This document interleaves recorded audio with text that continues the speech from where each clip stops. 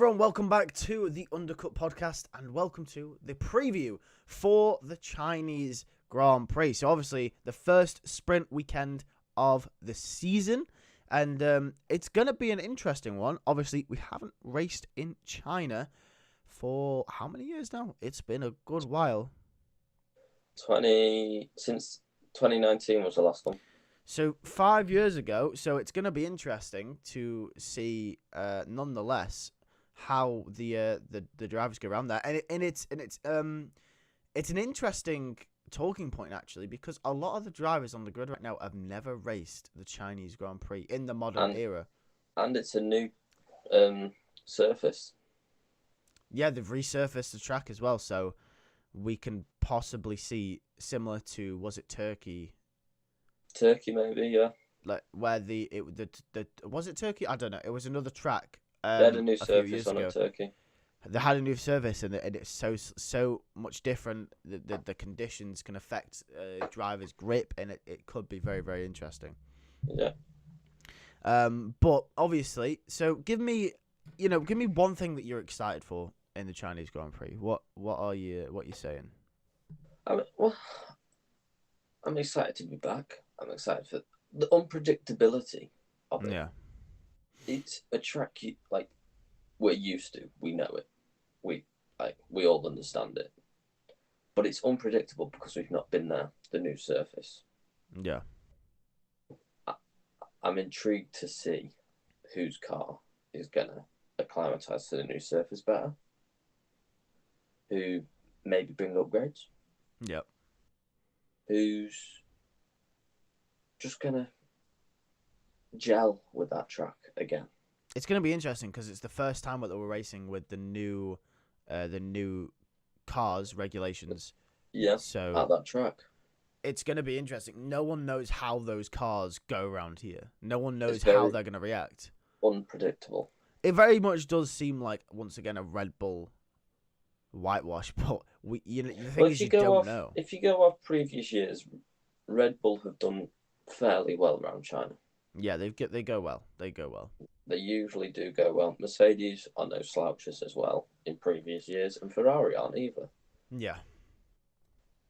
So if you go off previous years, which you can't really do because of new cars, new surface, unpredictability, but if you do, you look at a Red Bull, Ferrari being up there. Yeah, you do. Especially with the form they're in this season. So, moving on to the predictions. So, we're going to go through pole position, then we're going to go through the top three, and then the best race that a team or a driver will have, which is going to be the biggest surprise, the best team in the race, best driver in the race, and then the biggest flop, who's going to have the worst race. So, Jack, who is your pole position? My pole position is Max Verstappen. How boring. Oh, very boring. How very boring. Why have you gone Max Verstappen? Or do I even need to ask? Do you have to? Why wouldn't you go for Max Verstappen? I'm gonna go the upgrades that they've brought at Japan worked. It didn't affect the car. They were happy with the car. I don't see people touching them. That's fair. I'm gonna go with Charles Leclerc. I wish I could. I want to spice it up a little bit. Okay, I'm usually the one that's like, yeah, Max, but no, I'm gonna go Charles Leclerc, and the reason I'm gonna go Charles Leclerc is because I think he hasn't had a poor start to the season by any means, but he's been definitely outraced by his teammate. I think Charles, 2 weeks off, he's gonna come back, maybe have his appendix removed. Who knows? By the time we get to China, and then he's going to want to, I think he's going to want to prove himself. And I think, obviously, he's very good in qualifying. China is a track that I think, like you said, it's unpredictable. Drivers haven't raced there in a while. And I think Charles is a driver that picks up a new track. Well, he seems to be a driver that when you need to pull pace out of a bag, it may be a track that drivers that, they need they need to race there a few times to maybe extract the amount of performance. I think Charles is one of those people that is on the pace immediately, and he's there and he knows where to push the car. And I think maybe because we haven't raced around China for a while, hopefully that will play into it, and maybe Charles can get his qualifying performance out the bag. What we have to remember though, it's a sprint weekend. Yes, that is true. That is true. So I don't know. You got to think. Say Max or Red Bull is lacking in sprint race. They know what they've got to do at that point. I don't see anyone else beating Max to race quali. Now, can I That's see true. Charles getting a sprint quali pole? Yes. Because as you said, Charles straight on the pace. Sainz straight on the pace. I could see a Ferrari pole for sprint quali That could on be an that upset. Friday night. Well, But let's rework this then, because I low key kind of forgot there was a sprint weekend there actually, even though I said it in the intro. Let's rework this because we're not used to sprint weekends being the normal weekends, okay? When we do no, these type and of things. obviously it's the first time with this sprint format. Yes. So let's rework it then. So sprint quali prediction, sprint race top 3, quali pole, race top 3, and then the rest follows, right? So actually, you make a very good point. There could be an upset. I'm gonna switch my prediction from a Charles pole to a Charles sprint pole. I'm going to go with the Sainz sprint pole. Ooh. Okay. Fair enough. Just for the same reasons, or yeah, for literally the same reasons as Charles. I think he's got the edge on Charles at this current point in time. yeah, 100%. That's why I'm going with Carlos. Yeah. Obviously, we've got to remember Carlos and Charles have both raced China as well. So yeah, they know their way around, and I think if they can, obviously you've only got one practice session. I think if they've got it right in that one practice, I think the unpredictability and the quick nature might put Ferrari in better stead. If you get what I mean. Possibly. Okay then. So your top 3 for the sprint race. Now, unpredictability. Here we go. God. Okay, he's going for unpredictability. Sprint race, bit of fun. I'm gonna go with Lando Norris win. Yeah. Norris win. All Norris win. Max second, Charles third. Damn. Okay, so you're hoping for a good sprint race. Yes.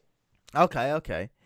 I'm gonna say a Max win, a Charles second, a Carlos third. I think Max will pip it as he always does. But it'll be a little bit closer, I believe, possibly. I'm hoping. We've also got to remember the sprint race is going to be very interesting this weekend because not only have we not raced around China for 4 or 5 years, but it's been resurfaced, and we already know that China is a high degradation circuit. Yeah. So sprint races around China would go hard anyway because it definitely would be very fine line between the softs and the mediums. But now that it's been resurfaced, no one knows. No one knows what the tie deg's going to be like. No one knows how slippy it's going to be like. So, and the thing is, we only have one practice session too before the quali and then the race. So, and you've got to look at Mercedes aren't out of it. Mercedes, you can never count out Mercedes, can you? You can never count out Mercedes, especially coming into a weekend where no team's got data for these cars. No team's really got data for the track. No. Or the surface of the track. No one knows tie deg. No one knows. Everyone's in the same frame, and you can't count out a team of Mercedes experience and knowledge. Yep. They could pull something out, especially with Lewis Hamilton in there. We know George is good in qualifying as well, so you can't ever count him out. So, yeah. Moving on to the actual qualifying then. So, I think we'll both go with Max. I mean... yes, we all go with Max. If he bulls up the sprint weekend, there's no chance he's bullsing up. Yeah. The race. Yeah. Eye for an eye, so Max would... And top 3? What's your top 3? What, race? Race, top 3. Max, Checo, Hamilton. Ooh, no Ferraris in there. No. Why have you disincluded the Ferraris? I think we might see. I think we're getting to a boiling point soon What with Hamilton? where Mercedes are going to come through. I think Ferrari may, I think, get carried away with Charles and Sainz. I don't know. I just got a feeling of I've got no idea where this is going other than a Red Bull domination in the race. And then everyone else is up for grabs. Yeah. I get that. I'm also going to say Max, Checo, but I'm going to say Sainz. Exact same podium as Japan. I think that'll be the case. But I really do hope we could see a Hamilton podium. That'd be good. I mean, hopefully Hamilton can get back to that relentless consistency that he was at 2022 and 2023. And if he can, then he could do Mercedes a service for the remainder of the season. But yeah, no. So who's going to have the best weekend then? Because obviously we spoke about the poll, we spoke about the top three, but that doesn't include the rest of the drivers on the grid. We know Yuki Tsunoda's had a very good start to this season. We know Yes, obviously he has. we know a couple of other drivers have had good performances. Bottas, as we mentioned, Japan, as well. So who's going to be your good surprise of the weekend? Your best performance, team or driver? Daniel Ricciardo. Oh, and you know what? I absolutely agree. Daniel Ricciardo knows China. He's always gone well around China. Yeah. It's a track that suits Daniel Ricciardo. Yep. And I think if there's a track that for him to turn it around, it would be China. I agree. It's the unpredictability nature, his experience, yeah, his late braking, it helps him with many corners on this track. And he's won round here as well, not to mention. And he has won. He knows where to overtake. Yep. Everything lines up, doesn't it, for Daniel Ricciardo? It lines up for him. He's just got to perform. And he's got the ability for it to be his best race. Yeah, like you said, this is the perfect track to turn it around for Daniel, because I think mainly the main factor for me of why I've picked him is because, like you said, this is a track that we haven't raced at. The unpredictability. You need that experience to pull through. I would not be surprised in the slightest if we see the Bottas's, the Hulkenbergs, the Ricardos. Yeah. I wouldn't be surprised if we saw them maybe slightly more towards the front come the start of the weekend. Yeah. Towards the end of the weekend, I wouldn't be surprised if we started to see the other drivers come back in. But for those experienced drivers, I think this is a time for them. Probably the sprint race and like the sprint quality sprint race. I wouldn't be surprised at all if you saw your Hamiltons up there, your Hulkenberg, your Bottas, your Ricciardo, Fernando Alonso as well. Alonso. All these drivers, I wouldn't put it past them to just hit the nail on the head and get going. Yeah, you can't count them out at all, ever. No. So possibly that. Yeah, I think Daniel Ricciardo is going to be. Yeah, I think he will. I think he'll turn it around this weekend. Well, I hope he will. Yeah. I hope he will. And that's nothing against Yuki as well. No. Nothing against Yuki. But no. If it's going to be a weekend, it's this weekend for Daniel. In contention with obviously Max Verstappen and Carlos Sainz, Yuki's been in contention for driver of the season. I think God, yeah. So far. Can't fault the man. He's done a fantastic job this season so far. But yeah, who is going to be your biggest flop, team or driver? No, it's hard to judge because Alpine are so shit that you expect them to be there. Yeah. But my biggest flop this weekend is going to be Oscar Piastri. Really? Why? I just don't think that he's going to be near Lando, to be honest. Obviously, I've said Lando to win the sprint race. Mm-hmm. I don't think Oscar's going to be anywhere near the podium. Is this off the back of... He hasn't been terrible but No, his he's not been performance. terrible, but I don't think. I don't know. I think Lando's warmed up. And you think Oscar hasn't yet? I don't. Maybe I don't know. I've just got a feeling that Lando has a bit more of an edge, especially with the unpredictability. Lando's got that more experience than him. Yeah. As well now.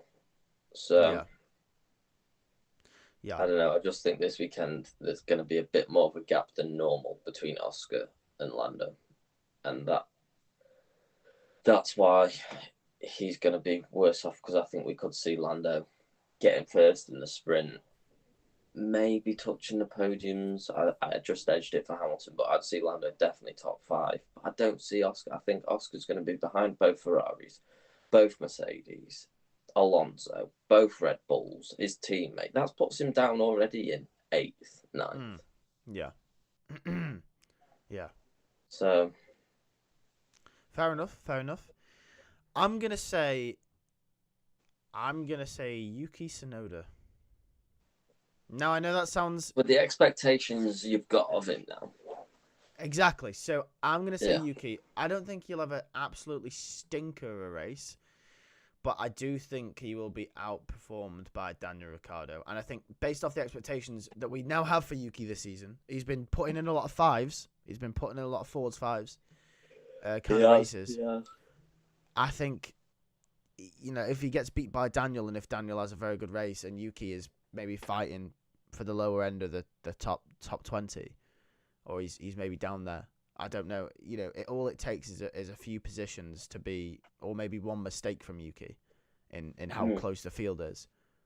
And I don't know. I think we could be sat here saying, that was a very poor weekend from Yuki. I really hope not. I really love Yuki. Yuki's one of my favorite drivers. He's great. But yeah, I love Yuki. But I gotta say, I think Yuki might be my biggest flop. No, yeah, that's fair. That's fair. That is fair. Possibly. I think a mention needs to go to Zhou. Obviously, it's home Grand Prix. There'll be a lot of pressure on Zhou. There's a lot of pressure, but if you can cope with it, the support that he gets, maybe it could fuel him for a better performance. Yeah. I mean, hopefully that's the case. But obviously, going into the Chinese Grand Prix, is he the first ever Chinese driver to race at the Chinese Grand Prix? I believe so, isn't he? I couldn't tell you. I don't know my Chinese history when it comes to F1. I think he is. I believe he is. I think he's the first Chinese driver to race the Chinese Grand Prix. In which case, if that stat is true, then that home crowd's going to be nuts. He's got a lot of pressure riding on him. So, as any driver would at their home Grand Prix, especially if they were the first to race there. So, it's like the fans have got a favourite. The fans have got a favourite, and he's got to pull through. But anyway, that's our preview for the Chinese Grand Prix. Obviously, we didn't have a lot to go off for this preview, considering we haven't raced there for 4 or 5 years. But yeah, that's about as best as we can do with the knowledge that we have for the Chinese Grand Prix. Obviously, streams will be obviously this weekend, and the Chinese Grand Prix will be live with us as well. Well, not me. I won't be here for the stream, but you will, Mr. Left. Jack. I'm being left. He's being left. He's Mark Goldbridge in it. I will not be here, but you will be. So, thanks for watching, and we'll see you on the weekend.